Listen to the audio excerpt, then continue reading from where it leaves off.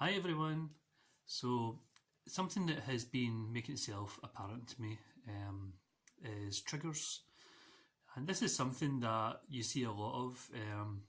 When you're talking with groups of people who deal with depression or anxiety, a lot of the things that they'll speak about is triggers. Now, triggers are things that will make a person feel a certain way. Um, it could be anything really. It could be a person, it could be a place, it could be a word. Basically, anything that involves one of the senses or evokes a memory is a trigger. But primarily, when people talk about triggers, it's in regards to a negative response. So, when someone hears a word that makes them feel afraid, worthless, depressed, anxious. This word is basically linking their linking back to a memory where the trauma originally occurred. So what I would like to talk about today is a way to battle that, and it's a bit of like kind of a side path, because what I'm going to suggest today isn't about tackling and healing the trigger itself. It's about creating more triggers, but rather than these being negative, I want to talk about creating triggers that evoke positive responses, and that is how you will battle the negative triggers that you have in your life. So the first thing is to recognize your own triggers. So the what is it in your life that evokes negative reactions, be it behaviour or emotions. If you know what these are, then make a note of them, write them down, and write down exactly how they make you feel. If you do know, if you do know why they trigger you, then also write that down too, because this is a good healing opportunity. Although it's not what I'm talking about today. So make a note of all your negative triggers, know what they are, and understand them as best as you can. And what I would like you to give a try is to then create a counter trigger. And this, you can do this in several different ways. You can use an object, you can use a word, you can use something that stimulates one of your senses, so sight, smell, hearing, touch, taste.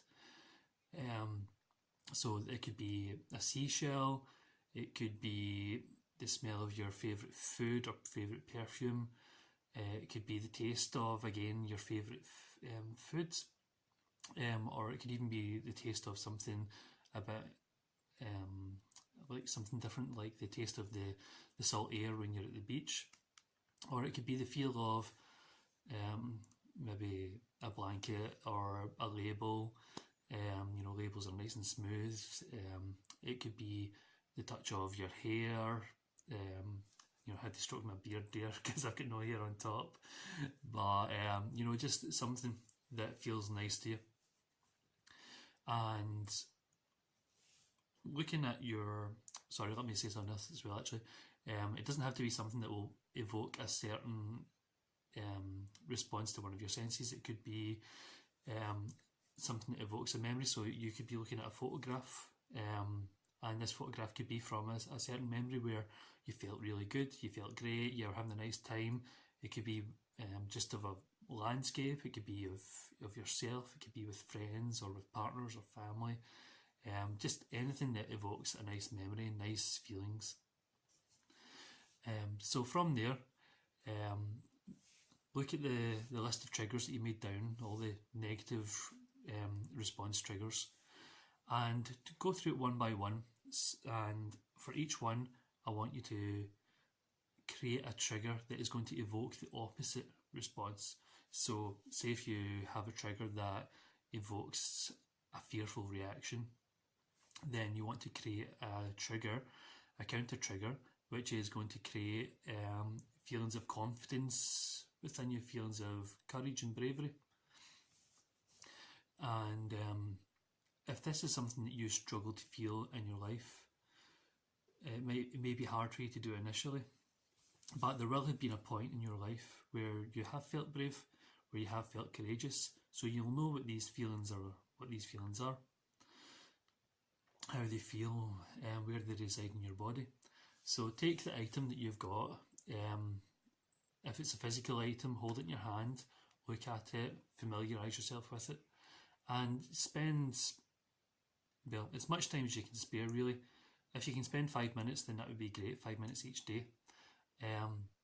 Holding on to this physical item, or holding on to a word, or listening to music, whatever you want this trigger to be. And as you're listening, as you're looking, as you're feeling, as you're tasting, as you're smelling, whatever it may be, remember that feeling of courage in your body. Close your eyes and feel it fill your whole body, that feeling of courageousness, that feeling of bravery. Remember how it felt, remember how strong you felt, remember that feeling of elation, and just allow it to flow all through your body, filling every part of you. And then once your body is full, just allow it to expand outside your body, to fill your aura, just expanding out and out and out. Just feel that strength flow through your whole energy system. And then when you have it flowing through you, just focus on this thing that is going to be your trigger. Okay? Even the meditation, sitting in meditation itself could be a trigger. Every time you meditate in a certain pose or in a certain place, that could be the trigger to bring this feeling of bravery, this feeling of courageousness. So just allow yourself to be in that moment. Just allow that feeling, that energy to flow through you, and flow through the object, the word, whatever this trigger is going to be, just to flow through that, for it to be part of it. And like I said, do this, if you can, 5 minutes each day, and create that new trigger. Because in the past, the negative triggers, they didn't just happen like that. It wasn't just a quick, somebody saying a quick word to you and then it formed. It was a very strong experience, either something traumatic or something small but happening over and over and over again.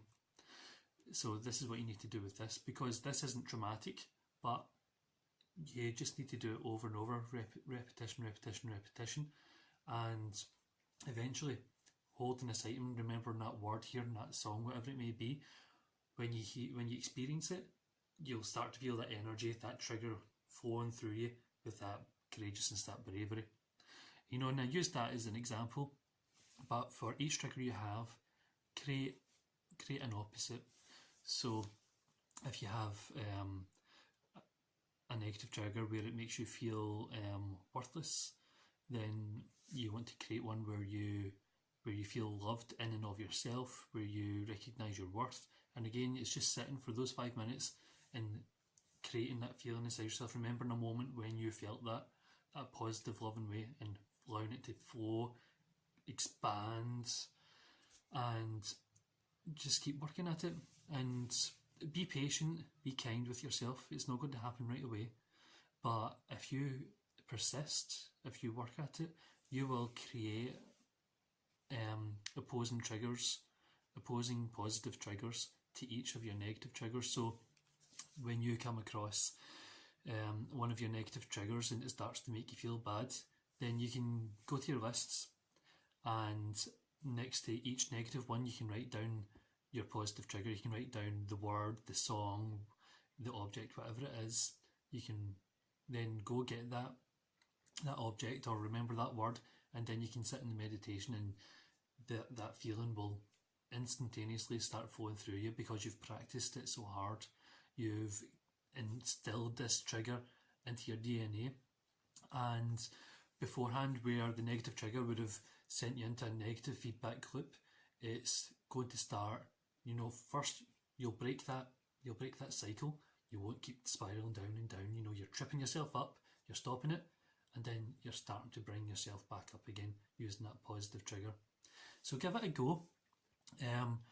And if you need any advice, comment on the video. and I'll respond to you. And if you have any success stories or anything from your own experience that you'd like to share, then I would love to hear back from you. Yeah, we'll slowly, step by step, we're just making this world a better place and making our own lives happier, more fulfilled. So thank you so much for listening. I hope that you found it useful. And like I said, please comment. And if you'd like to see future videos, then just click on the link to subscribe to my YouTube channel as well. Well, I wish you all love, warmth, happiness, and I'll see you in the near future. Bye-bye.